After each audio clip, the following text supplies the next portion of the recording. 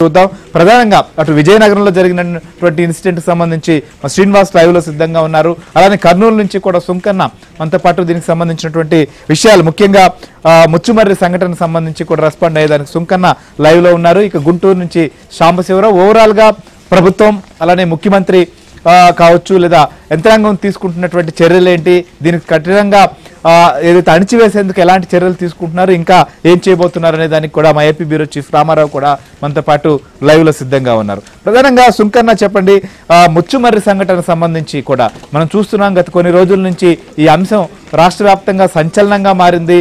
ఆచూకీ కోసం కూడా వెతుకుతున్నటువంటి పరిస్థితి ఇప్పటి వరకు కూడా లభించినటువంటి పరిస్థితులు మనం చూసాం. సో ఏంటి అసలు ఇప్పటి వరకు ఎందుకు ఇలాంటి పరిస్థితి ఏర్పడింది, వారు ఇలాంటి చర్యలకు పాల్పడ్డ వారిపైన చర్యలు తీసుకుంటున్నారా లేదా? శ్రీహరి, ఏదైతే రాష్ట్ర వ్యాప్తంగా కూడా వాసంతి మిస్సింగ్ మిస్టర్ అయితే కూడా సంచలనం రేపుతున్నటువంటి పరిస్థితి. వాసంతి మిస్ అయ్యి ఈ రోజుకు 10 రోజులు అవుతుంది. అయితే 3వ రోజు దర్యాప్తులో భాగంగా 3 మైనర్ అబ్బాయిలను కూడా పోలీసులు అదుపులోకి తీసుకున్నారు. వాళ్ళు ఇచ్చినటువంటి సమాచారం మేరకు ముచ్చుమర్రి లిఫ్ట్ ఎత్తిపోతల పథకం అప్రోచ్ కెనాల్లో గాలింపు చర్యలు చేపుతారు.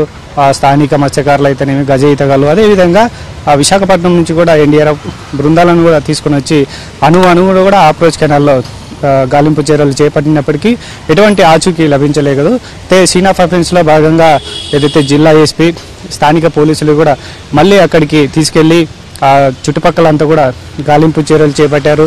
అదైతే ఊరు సమీపంలో ఉన్నటువంటి ఎల్లాల వద్ద కూడా క్షుద్ర పూజలు చేశారు. ఆ క్షుద్ర పూజలకు దీనికి ఏమన్నా లింక్ ఉందా అనే కోణంలో కూడా ఏదైతే పోలీసులు దర్యాప్తు చేపట్టారు. పోలీసుల ప్రాథమిక దర్యాప్తులో ఆ క్షుద్ర పూజలకు ఈ అమ్మాయి అదృశ్యమైన దానికి ఎటువంటి సంబంధం లేదైతే పోలీసులు తేల్చి చెప్పారు. అయితే మైనర్ బాలుడు మాత్రం ఏదైతే ఒక్కొక్కసారి ఒక్కో మాట చెప్తుండడంతో పోలీసులకు కూడా అంతు చిక్కడం లేదు. మరోవైపు ఈ విచారణ ముమ్మరంగా సాగుతున్నటువంటి క్రమంలోని ఈ నిందితులు 3 ఎవరైతే ఉన్నారో 3 అబ్బాయిలలోని ఒక అబ్బాయి తండ్రి, మీరు నెలెతికినా దొరకదు, ఆ పాప ఎక్కడుందో ఏముంది, ఇంకా ఆచూకీ కూడా కొంచెం కూడా కనుక్కోలేరని కూడా బహిరంగంగా చెప్పడంతో స్థానికులు కూడా ఒక్కసారిగా అవాక్కయ్యారు. ఈ విషయం తెలుసుకున్నటువంటి పోలీసులు కూడా ఒక్కసారిగా షాక్ గురైనటువంటి పరిస్థితి. అయితే 3 అబ్బాయిలు అత్యాచారం చేసి అమ్మాయిని ఆ తర్వాత చంపేసి నీళ్ళల్లో పడేసామని చెప్పారు. కానీ తర్వాత నీళ్ళల్లో వెతికారు, దొరకలేదు. ఆ తర్వాత దీని వెనుక ఎవరో బలమైన 4వ వ్యక్తి ఉన్నారు. ఆ 4వ వ్యక్తే ఈ పని చేసి ఉంటారని కూడా పోలీసులు అనుమానాలు వ్యక్తం చేస్తూ ఏదైతే ఈ అబ్బాయి తండ్రి బహిర్గతంగా చెప్పినటువంటి ఆ అబ్బాయి తండ్రిని అదుపులోకి తీసుకొని విచారణ చేశారు. విచారణలో భాగంగా పలు చోట్లకు తీసుకెళ్లారు. ముచ్చుమర్రి సమీపంలోని ప్రాంతాలకు కృష్ణా నది, కొత్తపల్లె, అదేవిధంగా ఇంకా కొన్ని అప్రోచ్ కెనాళ్ళు మొదట అయితే వాళ్ళు పాతి పెట్టినామని చెప్పినారు, తర్వాత నీళ్ళల్లో వేసినామని చెప్పారు. సో 2 విధాలుగా ఒక్కొక్కరు ఒక్కో రకంగా చెప్తుండడంతో పోలీసులు కూడా అర్థం కాక జుట్టు పట్టుకున్నటువంటి పరిస్థితి.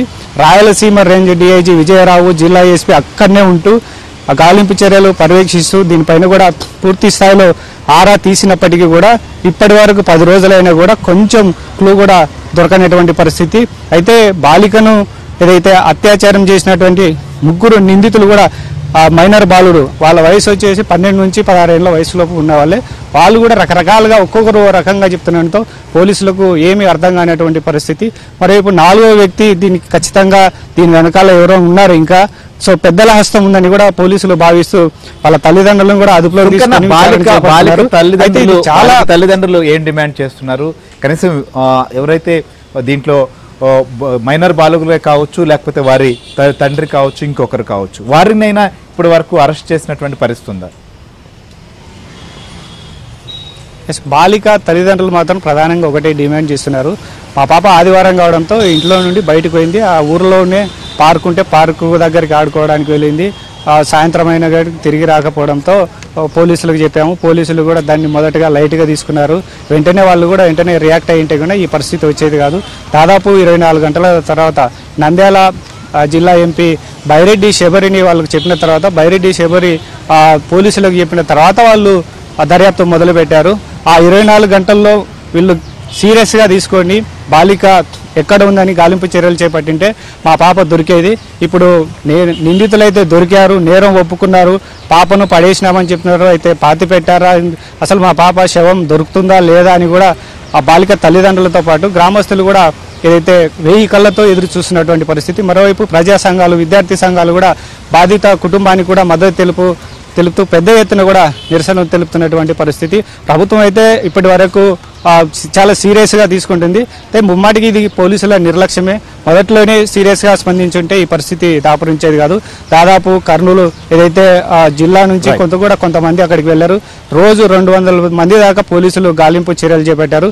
ఇప్పటి వరకు కూడా పాప ఆచూకీ 1% కూడా దొరకలేదు. సో దీని వెనుక ఎంతో మంది హస్తం ఉండొచ్చు అని కూడా బాలిక తల్లిదండ్రులు చెప్తున్నారు. ప్రధానంగా మా పాపకు ఎలాంటి గతి పట్టిందో నిందితులకు కూడా అలాంటి గతే పట్టాలి, ప్రభుత్వం సీరియస్ గా స్పందించాలని కూడా బాలిక కుటుంబ సభ్యులు కూడా దర్యాప్తు చేస్తున్నటువంటి పరిస్థితి. ఎన్కౌంటర్ చేయాలని వీళ్ళు ప్రధానంగా డిమాండ్ చేస్తున్నారు. రైట్ సుంకన్న, చూద్దాం ఎందుకంటే